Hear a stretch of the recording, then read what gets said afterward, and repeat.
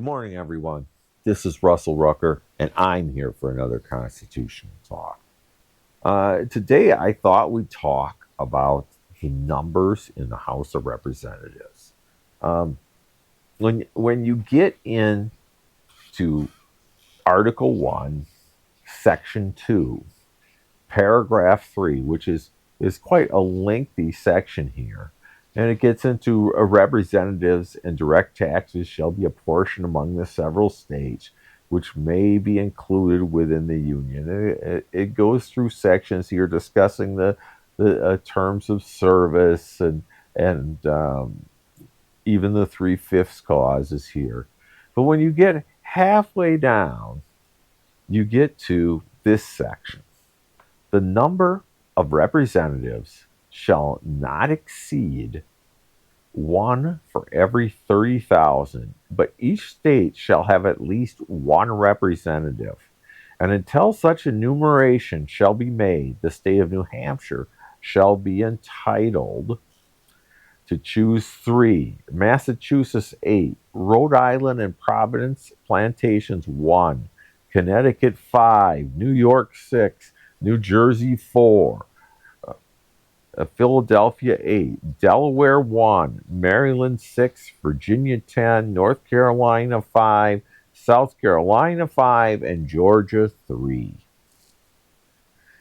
So why is this an important section? Well, when you get to the Bill of Rights, and the Bill of Rights eventually, at one point, comprised of 12 amendments. Okay, and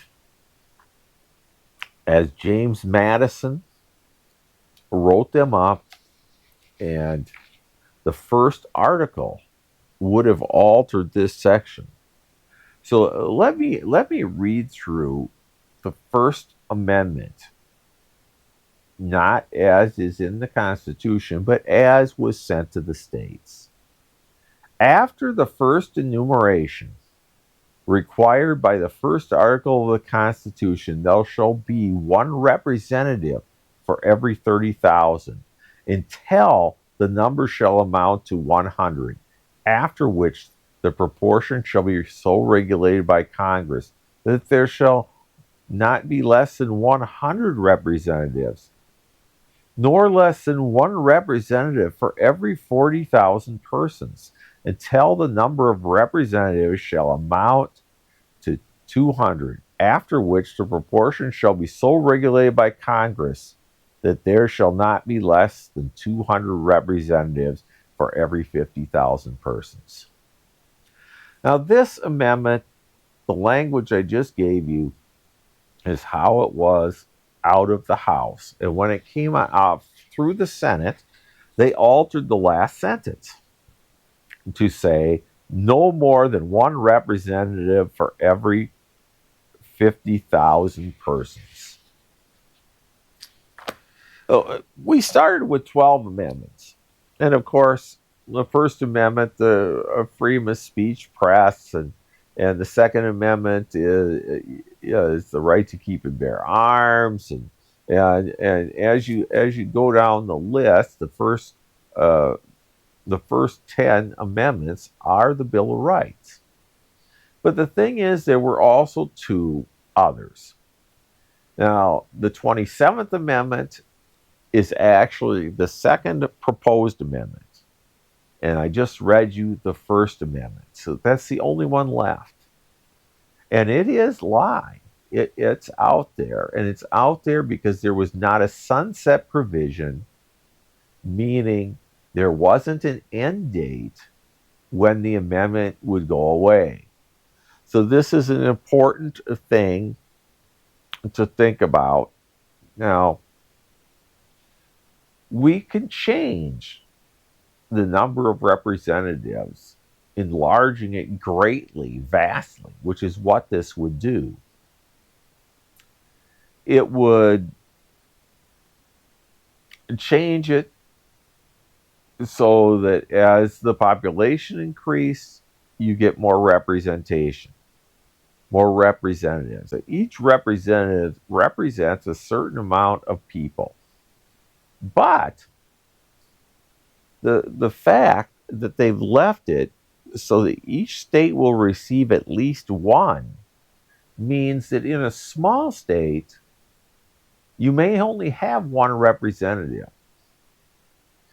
So all representatives are not equal based on the population because there is this place, there is this statement in which every state has at least one. And in the convention, this was thought of to be very important that each state would get at least one representative. So a representative does represent the people, but at the same time, it represents the needs and duties of the states.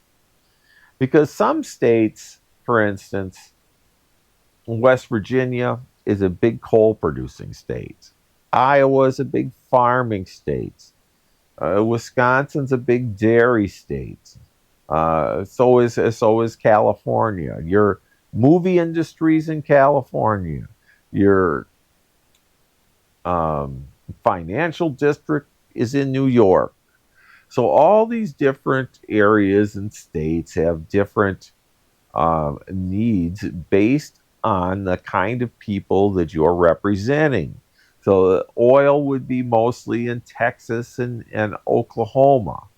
So all these different interests are all represented through the representatives in the House of Representatives, in Congress. So I think this is the best way to look at this, and I want you to think of this proposed amendment. It is part of the Bill of Rights. It just has not been approved, at least not yet. And who knows, maybe someday it'll be picked up and they will finally accept this amendment. I'm not sure on that. No one can be. But this amendment is interesting.